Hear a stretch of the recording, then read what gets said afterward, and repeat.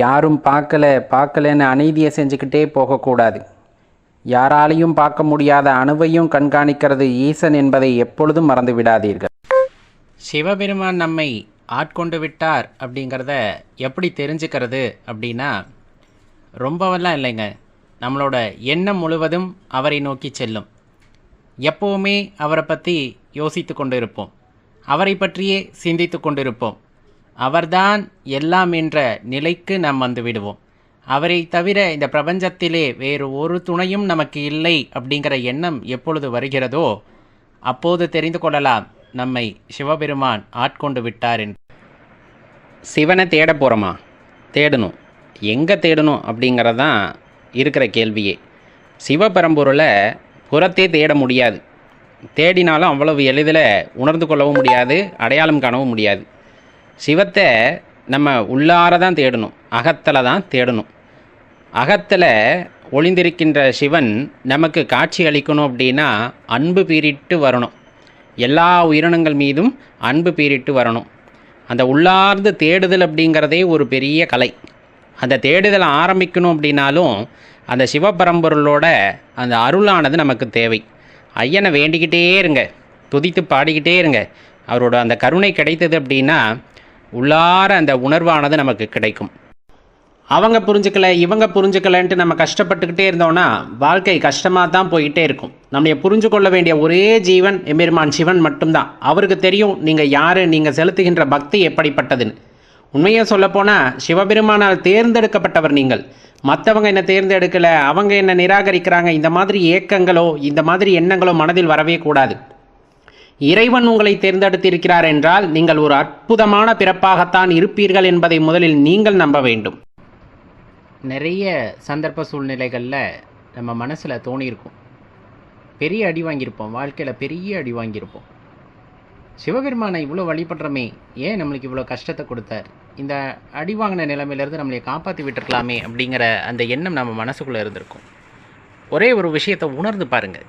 அந்த நிகழ்வதற்கு முன்னால் பல முறை இறைவன் எச்சரித்திருப்பார். ஏதோ ஒரு வகையில் அம்மா மூலியமாகவோ அப்பா மூலியமாகவோ அண்ணன் தங்கை இந்த மாதிரி உறவுகள் மூலமாக நண்பர்கள் மூலமாக இவ்வினை வேண்டாம் அப்படிங்கிறத பல முறை எச்சரித்திருந்திருப்பார். அல்லது நிகழப்போகக்கூடிய விஷயத்தை ரொம்ப சின்னதாக உங்களுக்கு நடத்தி இது போல் நடந்துவிடும் என்று எச்சரித்திருந்திருப்பார். ஆனால் நம்ம அறிவுக்கு அதை எட்டி இருக்காது. அதுதான் இறைபக்தி. அந்த உணர்வை உணர்ந்து கொள்ளக்கூடிய பக்குவத்தை பெற்றுவிட்டால் நாம் இறைவனுடைய அந்த அதிர்வுகளை உணர்ந்து கொள்கிறோம் அப்படிங்கிறத தான் புரிஞ்சுக்கணும். சிவனை நோக்கி நீங்கள் ஒரு அடி எடுத்து வச்சா போதும், அவர் உங்களை நோக்கி 100 அடி எடுத்து வைப்பார். அதை எப்படி நம்ம தெரிஞ்சுக்கிறது அப்படின்னா, ஐயனை பற்றி ஒன்றுமே அறியாத சூழ்நிலையிலுமே கூட ஐயனை பற்றி தெரிந்து கொள்ள வேண்டும் என்று நீங்கள் நினைத்தால் போதும், சிவனடியார்களும் மெய்யடியார்களும் உங்களை நெருங்கி வருவார்கள். ஐயனை பற்றி பேசிக்கொண்டே இருப்பார்கள். அவரை பற்றி உள்ள ரகசியங்களை உங்களிடம் பகிர்ந்து கொண்டே இருப்பார்கள். இன்னும் நீங்கள் என்னென்ன எதிர்பார்க்கிறீர்களோ அதற்கான விடயமெல்லாம் மெய்யடியார்கள் மூலியமாகவே உங்களுக்கு வந்து சேரும் அப்படின்னா அதில் எந்த மாற்று கருத்தும் இல்லை. அதன் மூலமாக நீங்கள் தெரிஞ்சுக்கலாம். நீங்கள் இறைவனை பற்றி தெரிந்து கொள்ள வேண்டும் என்று ஆரம்பித்தவுடனே இறைவன் தன் அடியார்களை உங்கள் அருகில் அனுப்புகிறார் அப்படின்னா இறைவனே உங்கள் அருகில் வந்திருக்கிறார் அப்படிங்கிறதத்தான் நீங்கள் சூட்சமமாக தெரிந்து கொள்ள வேண்டும். இப்போ நம்ம சொல்கிறத கொஞ்சம் யோசிச்சு பாருங்களேன். நமக்கு நாமே ஆறுதல் சொல்லிக்குவோம், நம்ம ரொம்ப நல்லவங்க, நம்ம ஏன் இவ்வளோ கெட்டவங்களாக இருக்கோம், நம்ம பக்திமானாக இருக்கிறோம், நம்மளை பக்தியில் அடிச்சுக்க ஆளே இல்லை, இந்த மாதிரி பல எண்ணங்கள் நம்ம மனசுக்குள்ளே இருக்கும். அதெல்லாம் ஒரு வினாடி தான். இறைவன் ஏதாவது ஒரு சந்தர்ப்பத்தை ஏற்படுத்துவார். அந்த சந்தர்ப்பத்தில் நீ எப்படி நடந்துக்கிற அப்படிங்கிறது, அதை நம்ம எப்படி பயன்படுத்துகிறோம் அப்படிங்கிறது, அதிலேருந்து நம்ம எப்படி வெளியே வர்றோம் அப்படிங்கிறத பொறுத்து தான் நம்ம நல்லவனா கெட்டவனா அல்லது நம்ம பக்திமானா அப்படிங்கிறத நம்மளே உணர்ந்துக்க முடியும். அது வரையிலும் நமக்கு நாமே தம்பட்டம் அடித்து கொள்வது அப்படிங்கிறது கொஞ்சம் கேலி கூத்தான விஷயமாக தான் இருக்கும். அந்த சூழ்நிலையையும் ஒருத்தன் கடந்து வர்றான் அப்படிங்கும்போது தான் அவனோட பக்தி அப்படிங்கிறது இறைவனால் மெச்சப்படுவதாக இருக்கும். நான் சிவன் கோயிலுக்கு போனேன், நான் சிவனுக்கு பூஜை பண்ணேன், நான் சிவமந்திரத்தை சொல்கிறேன், இப்படி நல்லா சொன்னால் எப்போவுமே ஏமாந்துக்கிட்டு இருக்கீங்கிறது பொருள். அவருடைய அனுமதி இல்லாமல் அவர் ஆலயத்தில் நம்மளால் காலை வைக்க முடியாது. அவருடைய அனுமதி இல்லாமல் அவரோட திருநாமத்தை நம்மளால் சொல்ல முடியாது. ஏன், அவருடைய அனுமதி இல்லாமல் அவரை பற்றி நினைவு கூட நம்ம மனசில் வராது. சிவபெருமான் அவ்வளவு சக்தி பெற்றவர்.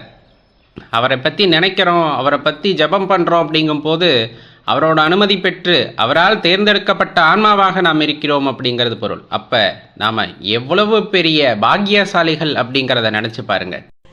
நம்ம நினச்சிக்கிறோம் சிவபக்தி அப்படின்னு சொல்லக்கூடியது நம்ம பிறந்ததுக்கப்புறம் கோவிலுக்கு போகிறதுனால, நிறைய சிவனடியார்கள் கிட்ட சிவனோட அந்த புராணங்களை கேட்கறதுனால, அவரோட மந்திரத்தை தொடர்ந்து சொல்கிறனால நம்மளுக்கு அந்த பக்தி வந்திருக்கு, அல்லது நம்ம அந்த பாரம்பரிய குடும்பத்தில் பிறந்திருக்கோம் அதனால் பக்தி வந்திருக்குன்னு நினச்சிங்கன்னா அது கிடையாது. சிவபக்தனாக ஒருத்தர் அவதரிக்கணும் அப்படின்னா அந்த கரு உண்டாகும் போதே அதற்கான விதியும் நிர்ணயிக்கப்படுகிறது. எந்த உயிர் அந்த சிவத்தை வணங்க வேண்டும் என்பது அந்த ஜனிக்கையிலே உதித்து விடுகிறது. அதன் பிறகு சரியான காலகட்டம் வரும்போது அந்நிலையை அவர்கள் அடைந்தவுடன் அவர்கள் மனதிற்குள் பூரணமான அந்த சிவபக்தி வந்துடும். அது 5 வயசு, 10 வயசு, 15 வயசு, 20 வயசு, 50 வயசு, 60 வயசுன்னு மாறுமே தவிர அவர்களுக்கு விதிக்கப்பட்டது சிவபெருமானை வணங்க வேண்டும் என்ற அதிர்ஷ்டம் இருந்தால் அவர்கள் வணங்குவார்கள். எப்போது சிவனை உணர முடியும்? நல்லா தெரிஞ்சுக்கங்களேன். வீட்டில் ஒரு சங்கு வாங்கி வைக்கிறோம், பூஜை அறையில் வச்சிடறோம், அதுக்குன்னு ஒரு ஆற்றல் உண்டு. ஆனால் அந்த சங்கை பிரயோகப்படுத்துகிறோம் அப்படிங்கும்போது அதற்கென்று தனி ஒரு ஆற்றல் உண்டு. அதே போல தான் மனசு அப்படிங்கிறத முறைப்படுத்தி இறைவனை நோக்கி செலுத்தும் பொழுது இறைவனை உணர முடியும். அதே மனசை இந்த பொது வாழ்க்கையில் அல்லது இந்த லௌகீக வாழ்க்கையில் அலைய விடும் போது இறைவனை அங்கு உணர்வதற்கு அர்த்தமில்லாததாக ஆகிவிடும்.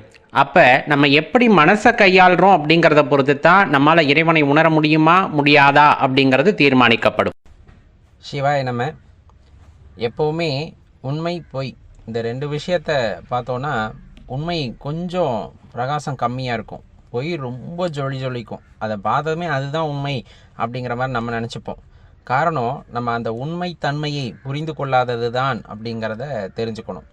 நம்ம மனசுக்குள்ளே இருக்கக்கூடிய அந்த ஜோதி இறைவன் அப்படிங்கிறவர் நமக்குள்ள மறைத்தல் தொழிலின் காரணமாக ரொம்ப பிரகாசம் இல்லாத மாதிரி ஒரு பிம்பத்தில் இருப்பார்.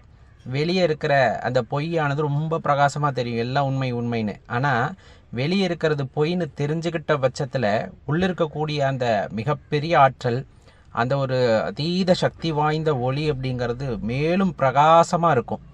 அந்த நேரத்தில் தான் நம்மளால் அந்த சிவபெருமான் சிவம் அப்படிங்கிற அந்த ஒரு விஷயத்தை உணர்ந்து கொள்ள முடியும். அதற்கு நாம் பொய்யிலிருந்து மீண்டு வர வேண்டும் அப்படிங்கிறத தெரிஞ்சுக்கணும். சிவபெருமான் நமக்கு உதவுவாரா அப்படின்ற கேள்வி நமக்குள்ளே இருக்கும் இல்லையா? கண்டிப்பாக உதவுவார். அவர் யாருக்கு பிடிக்கும், யாருக்கு உதவுவார் அப்படின்னா, மற்றவர்கள் கஷ்டப்படுவதை பார்த்துட்டு அமைதியாக இல்லாமல் முன் சென்று அவர்களுக்கு நாம் உதவி செய்கிறோம் அப்படிங்கும் போது அவருடைய பிள்ளைகளான நமக்கு அவர் முன் வந்து உதவுவார் அப்படிங்கிறது தான் வாழ்க்கையோட நிதர்சனம். இதை மறந்துட்டு நம்ம சுயநலமாக இருக்கும்போது தான் நமக்கு இறையாற்றலை உணர்ந்து கொள்ளக்கூடிய ஆற்றல் இல்லாமல் போகிறது அப்படிங்கிறத தெளிவாக தெரிஞ்சுக்கங்க. பிறருக்கு கஷ்ட காலத்தில் கை கொடுக்கும் பொழுது சிவபெருமான் நம்முடைய கஷ்ட காலத்தில் நமக்கு கை கொடுக்கிறார் அப்படிங்கிறத உணர்ந்துக்கிட்டா வாழ்க்கையில் கஷ்டம் என்பதே இருக்கில்லே. ஒரு அடியார், இது மனதை உடைக்கக்கூடிய சொல், வேறு வேலை இல்லையா, இந்த மாதிரி எண்ணங்கள் இருந்தால் ஒரு வேலையும் செய்ய தோணாது அப்படிங்கிற மாதிரி ஒரு பின்னோட்டத்தை பதிவு செய்திருந்தார். அதற்கான விளக்கத்தை கொடுக்கவும் கடமைப்பட்டிருக்கின்றோம். அந்த அடியாரிடம் மன்னிப்பும் கோரினோம் என்று வைத்து கொள்ளுங்கள். அந்த பதிவு எதை பற்றியது அப்படின்னா, வாழ்க்கையினுடைய புரிதலை பற்றியது. என்ன மாதிரியான புரிதல் அப்படின்னா, பிறப்பு அப்படிங்கிறது ரொம்ப பெரிய விஷயம். அந்த ரொம்ப பெரிய விஷயத்தை நம்ம எப்படி பார்க்குறோன்னா ரொம்ப சாதாரணமாக பார்க்குறோம் அப்படிங்கிறது அதனுடைய ஆழ்ந்த கருத்து. வாழ்க்கையும் ரொம்ப எளிதாக நினைத்து விடுகின்றோம். கிடைப்பதற்கு அரிய வாழ்க்கை இது. இப்பொழுது போனால் மீண்டும் இப்பிறவி எப்பொழுது கிடைக்கும் என்று தெரியாது என்பதுதான் அந்த வாழ்க்கை. மரணம் அப்படின்னு சொல்லக்கூடியதும் ரொம்ப அபூர்வமானது. அது கிட்டத்தட்ட பார்த்திங்க அப்படின்னா ஒரு மறுபிறவியை கொடுக்கக்கூடிய விஷயம் அப்படின்னு சொல்லலாம். அது பல விதங்களில் சொல்லலாம். இந்த பிரபஞ்சத்திலே நாம் எப்படி வந்தோம், இந்த மாதிரி பல விஷயங்கள், அதுலேயும் குறிப்பாக மரணத்தை பற்றி நாம் அறிந்து கொள்ள வேண்டிய விஷயங்கள், அதை நாம் எதிர்கொள்ள தயாராக இருக்க வேண்டும் அப்படிங்கிற பல விஷயங்களை பற்றி ரொம்ப ஆழமாக அலசப்பட்ட அந்த காணொளி பதிவு, அது மனதை மிகவும் பாதித்ததாக குறிப்பிட்டிருந்தார். அடியேன் மீண்டும் குறிப்பிடுவது, இந்த பதிவுகள் எல்லாம் ஆன்மீக தேடலிலே இந்த உயிர், உடல், பதி, பசு, பாசம் இந்த மாதிரி சொல்கிறோம் இல்லையா, இதை அறிந்து கொள்ள வேண்டும். இந்த உயிர் இவ்வுடலை விட்டு நீங்கும் பொழுது இன்னொரு கூட்டை தேடிச் செல்லாமல் இறைவனை தேடிச் செல்ல வேண்டும் என்ற எண்ணம் உடையவர்களுக்காகத்தான் அப்படிங்கிறத இந்த நேரத்தில் ரொம்ப தாழ்மையுடன் தெரிவித்துக் கொள்கின்றேன் அடியார்களே. காரணம், நமது இந்த சிவபித்தன் அப்படின்னு சொல்லக்கூடிய இந்த யூடியூப் வலைத்தளம் இருக்கு இல்லையா, இதில் பார்த்தீங்க அப்படின்னா சிவன் மீது அளவற்ற அன்பு கொண்டவர்களுக்காக பதிவு செய்யக்கூடிய பதிவு. இது அடியேன் கூறுகின்ற வார்த்தைகளும் அல்ல. சிவபெருமானை பற்றி பல லட்சம் ஆண்டுகளாக, பல கோடி ஆண்டுகளாக பல ஞானியர்கள் எடுத்து கூறியதுதான். அடியேன் இந்த காலகட்டத்திலே ஒரு சின்ன கருவியாக இருந்து ஒரு சிலருக்கு இதை இறைவன் தெரிவிக்க விரும்புகிறார். அதன் பொருட்டு இந்த குறளின் வாயிலாக தெரியப்படுத்துகிறார், அவ்வளவுதான். இது நிறைய நூல்களில் நீங்கள் படிச்சிருக்க முடியும். நம்ம திருமுறைகளாக இருக்கட்டும், சைவ சித்தாந்தமாகட்டும், அதையெல்லாம் எடுத்து நமக்கு கூறுகின்ற விஷயத்தை தான் அடியேனும் கூறிக்கொண்டு இருக்கின்றேன். நிறைய ஞானாசிரிய பெருமக்களும் அதை ரொம்ப எளிதாக கற்பித்து கொண்டு இருக்கிறார்கள். உண்மையை மட்டும் நாம் உணர்ந்து கொள்ளாவிடில் மனம் உடைந்துதான் போகும். உண்மையாக மனம் உடையும், மனம் ரொம்ப பாரமாகும். இந்த மாதிரி விஷயங்கள் எல்லாம் இருக்கத்தான் செய்யும். மரணம் அப்படிங்கிறது எல்லாத்துக்குமே உண்டு. மீண்டும் ஒரு ஜனனம் அப்படிங்கிறதும் உண்டு. நமது நம்பிக்கையின்படி மீண்டும் ஒரு வாழ்க்கை உண்டு. இது தொடர்ந்து ஒரு சுழற்சியாக நடந்து கொண்டே இருக்கும் அப்படிங்கிறதும் நமது நம்பிக்கை. இந்த சுழற்சியே வேண்டாம் அப்படிங்கிறது தான் நம்முடைய வேண்டுதலாக இருக்கிறது, நம்முடைய அனைவரின் வேண்டுதலாக. போதும் இந்த பிறப்பு இறப்பு அப்படிங்கிற அந்த சுழல்ல சிக்கிக்கிட்டு மீண்டும் வந்து பிறந்து இப்படியே போய்கிட்டு இருந்தால் எப்போ தான் அந்த இறை அனுபவத்தை பெறுவது அப்படிங்கிறது தான் நம்முடைய கேள்வியும் கூட. சமீப காலத்தில் சில மரண வீடுகளுக்கு செல்லும் பொழுது அடியேன் மட்டுமல்ல, நிறைய பேர் உணர்ந்திருப்பீங்க. அந்த மரணம் ஏற்பட்ட பிறகு ஒரு 2 நாள் 3 நாள் அவ்வுடல் அங்கு வைக்கப்படுகிறதா அப்படின்னு கேட்டால் கிடையாது. அப்படியே வைக்கப்பட்டாலும் அது சிதைந்து விடுகிறது அவ்வுடம்பு. அந்த உடலுக்குள்ளே சிவம் அந்த உயிருடன் 2 கலந்த நிலையிலே இருக்கின்ற வரையில்தான் அதற்கு மதிப்பு அப்படின்னு சொல்லக்கூடியது. அது அனைவரும் அறிந்த ஒன்றே. அந்த சிவம் இவ்வுடலை விட்டு நீங்கிவிட்டது என்றால், இந்த உடலை பாதுகாக்கக்கூடிய ஆற்றல் இவ்வுடலை விட்டு நீங்கிவிட்டது என்றால், இந்த உடலானது நாற்றம் எடுத்து போகும். அது உண்மை. இதை யாராலும் மறுப்பதற்கு இல்லை. இது அறிவியலாலும் மறுக்கப்படாத உண்மை. உயிர் என்பது உடலை விட்டு பிரிந்து விட்டால் அதை அப்படியே நாம் இருக்கும் அப்படின்லாம் சொல்ல முடியாது. கொஞ்சம் கொஞ்சமாக சிதைய ஆரம்பிக்கும். ஒரு சில இடங்களில் பதப்படுத்தி வைக்கின்றார்கள். ஆனால் இயற்கை என்பது அப்படிங்கிறது மாறாத ஒன்று. அதை நாம் ஏற்றுக்கொண்டு தான் ஆக வேண்டும். சில இடங்களுக்கு போகும் பொழுது, இந்த மரணம் நடந்த வீடுகளுக்கெல்லாம் போகும் பொழுது, மனிதன் வாழ்ந்த வாழ்க்கையை பொறுத்து தான் அந்த உடலுக்கும் கூட மரியாதை கிடைக்கின்றது. இது அனைவருமே உணர்ந்த ஒன்றாக இருக்கும். ஒன்று, நன்றாக வாழ்ந்திருக்க வேண்டும். வாழ்ந்திருத்தல் அப்படின்னா பிறரை போற்றும் வகையிலே அல்லது பிறருக்கு உதவும் வகையிலே நிறைய தான தர்மங்கள் செய்து ஒரு நல்ல பெயர் எடுத்திருந்தால் அனுப்பி வைக்கும் போது கூட அன்பாக அனுப்பி வைக்கின்றார்கள். அவ்வளவுதான். அந்த உயிர் பிரிந்து விட்டது. அந்த உடலுக்கான மரியாதை, அந்த உடலை சிவமாக நினைத்து வழிபடுகிறார்கள். அதில் மாற்று கருத்தே இல்லை. வாழக்கூடாத வகையிலே வாழ்ந்தவர்களுக்கு அந்த குடும்பத்தை தவிர மற்றவர்கள் அனைவருமே ஏதோ கடமைக்குன்னு போய் வழி அனுப்புவதற்காக போகிறாங்க. அதை நம்ம கண்கூட பார்த்துருப்போம். பணம் நிறைய இருந்ததுன்னா ஒரு குறிப்பிட்ட அளவு பகட்டுடன் அனுப்புகிறார்கள். பணம் நிறைய இல்லாமல் இருந்தால், அதாவது வாழ்க்கையிலே பணத்தை சேர்த்து கொள்ளாமலும் அதே போல் புண்ணியத்தை சேர்த்து வைத்து கொள்ளாமலும் நன்மைகளை செய்யாமலும் ஒரு ஜீவன் அந்த உடலை விட்டு பிரிகிறது என்றால் அந்த உடலுக்கான மரியாதை கூட முழுமையாக கிடைப்பது இல்லை அப்படிங்கிறத நிதர்சனமாக பார்த்தது. சமீப காலங்களில் அடியே நேரடியாக செல்லும் பொழுது பார்க்க நேரிட்டது. அது நீங்களும் பார்த்திருப்பீர்கள். இது எல்லாம் உண்மை. அடியேன் சொல்வது அடியேனுடைய கருத்து அல்ல. மீண்டும் தெளிவாக தெரிவித்துக் கொள்வது, சைவ சித்தாந்தம் வலியுறுத்தி கூறுகிறது. நிலையில்லா வாழ்க்கையில் நிலையானது ஒன்று உண்டு அப்படின்னு நீங்கள் நினைச்சிங்கன்னா அது சிவம் மட்டுமே. சிவத்தை இறுக பற்றி கொள்ளுங்கள் அப்படிங்கிறது தான் சைவ சித்தாந்தத்தினுடைய பெரிய கருத்தாக இருக்கும். சிவத்தை பற்ற வேண்டும் என்றால் பற்றற்ற நிலையிலே இருத்தல் வேண்டும் அப்படிங்கிறது தான் அதனுடைய முதன்மையான நோக்கமும் கூட.